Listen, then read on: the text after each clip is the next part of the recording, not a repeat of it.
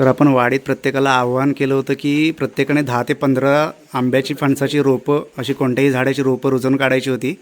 तर प्रत्येकाच्या घरासमोर अशी त्यांनी या काळ्या पिशवीमध्ये अशी रुजवून काढलीत रोपं. आता हे आम्ही घेऊन जाणार तिकडे रोड साईडला लावायला.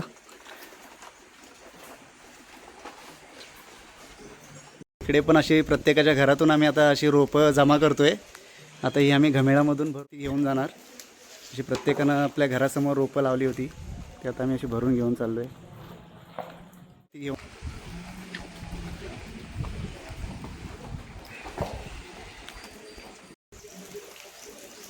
अशी वाडीत प्रत्येकानं 10-10, 15-15 रोपं लावून वाडीतच आमच्या 120 ते 130 रोपं झालेली आहेत. आंब्या फणसाची, जांभूळ, पिंपळ, वड आहे.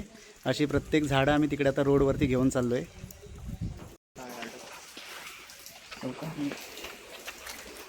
तिकडे समीर तर सिटी मारत होता काय वरती.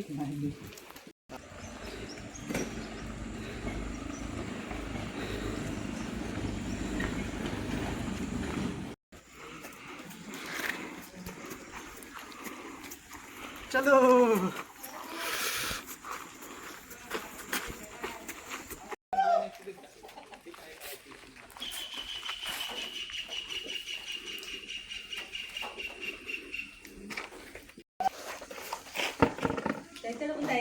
मग ती अनुज काढली होती.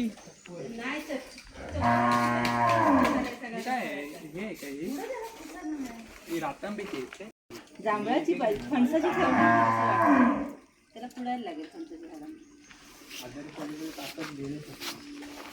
हा तू तब्येतच खराब दिसते काय रे. तिथं आधी गोळा करता जागा तर त्यांनी लावला नाही. आता आम्ही प्रत्येकाच्या घरासमोरची झाडं अशी गोळा करतोय. तर हळूहळू तर आम्ही पूर्ण वाडीतील अशी झाडं गोळा करतोय, जी यांनी मे महिन्यात जूनमध्ये लावली होती.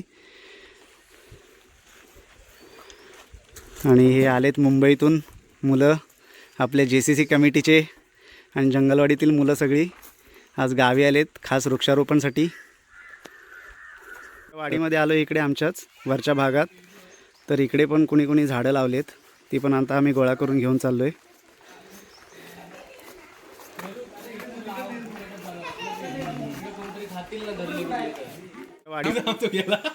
आता मी समीरकडे आलोय. तर समीरने इकडे भरपूर झाडं त्यांनी जमा करून ठेवलेत. ही आंब्याची झाडे आहेत. आंबा, फणस, जांभूळ, पेरूची पण. अरे पेरूची जवळ रोडला लावलेली झाडं तर मजाच करतील एकदम. कोकम. तर अशी इथेच जवळजवळ 150 झाडं इथेच आहेत. धन्यवाद समीर भाऊ, सुंदर कामगिरी केली तुम्ही. एकदम झाडांची भरपूर आम्हाला झाडांची संख्या एकदम तुम्ही दिली.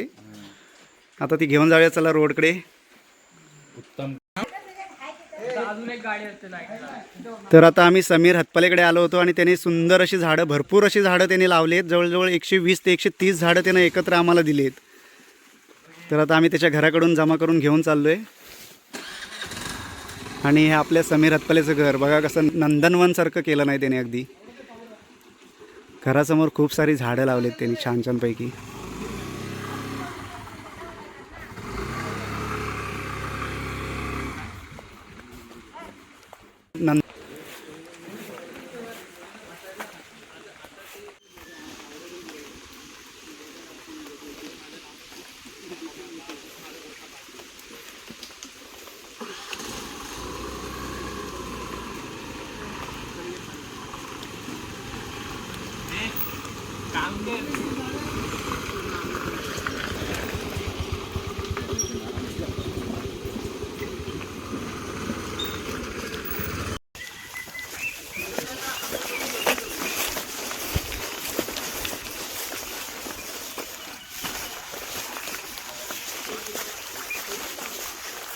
तर मी मेमध्ये आलो होतो तेव्हा ही कोकमाची झाडं इकडे रुजवून घेतली आहेत. ते आता आपण तिकडे रस्त्यावर लावायला घेऊन जाणार आहे. चांगली एकदम झाली झाडं. झाडाची साईज बघा, एकदम मस्त उंच वाढली एकदम. आता आपण घेऊन जाऊया तिकडे.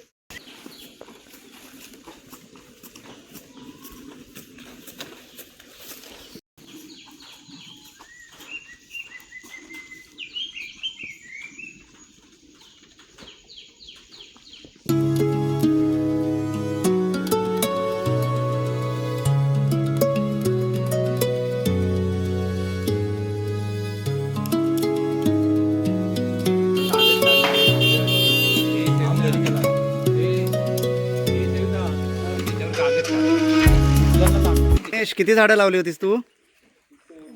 10 झाडं. कोणती कोणती लावली होतीस? जांभळाची. आणखी? काजूची. आणखी?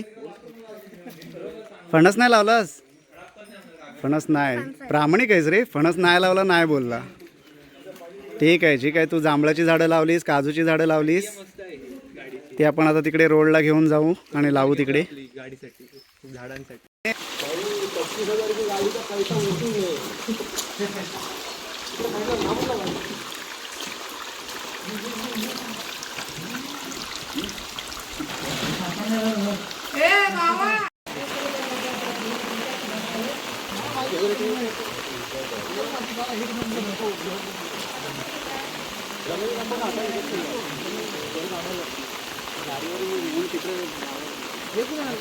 अलाराम होता कसला वाजत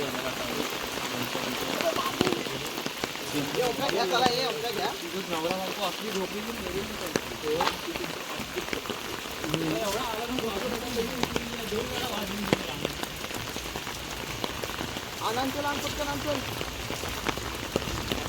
काय करताय? गाडी लावला गाडीला दगड लावलेला आहे.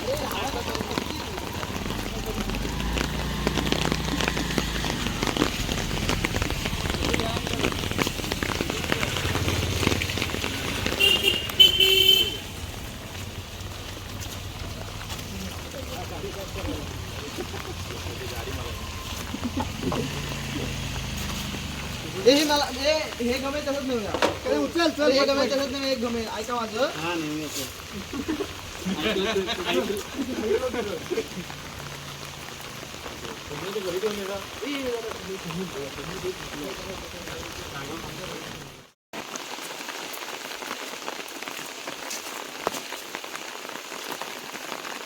वाडीतून खूप सारी झाडं इकडे आम्ही जमा केलेली आहेत. आता आम्ही घेऊन चाललोय रोड वरती. चलो.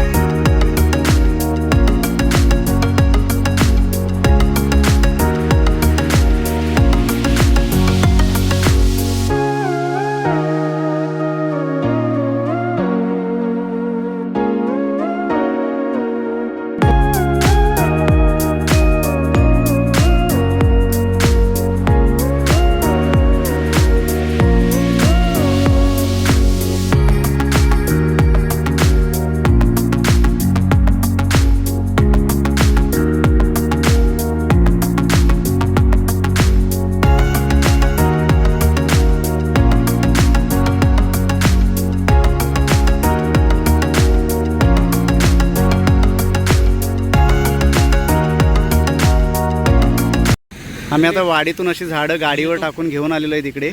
आणि थोड्या वेळाने आज शनिवार आहे तर शाळेतली मुलं वगैरे आली की मग आम्ही वृक्षारोपण चालू करू. त्याआधी आम्ही गाडीवर अशी टाकून सगळी रोपं इकडे घेऊन आलेलो आहे.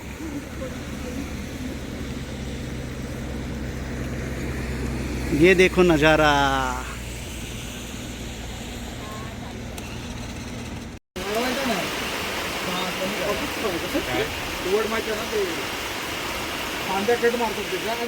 तर जी सुचिताने आम्हाला गव्हर्नमेंट नर्सरीमधून झाडं दिली होती ती इकडे आहेत.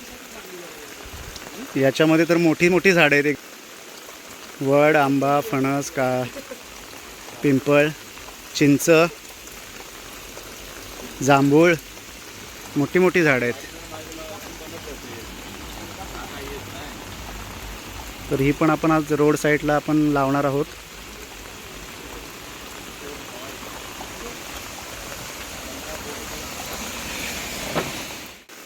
तर पहिले इकडे रोड छोटा होता आणि या दोन्ही साईडला झाडं होती. तर ती मी एक्सप्लेन करेल तुम्हाला.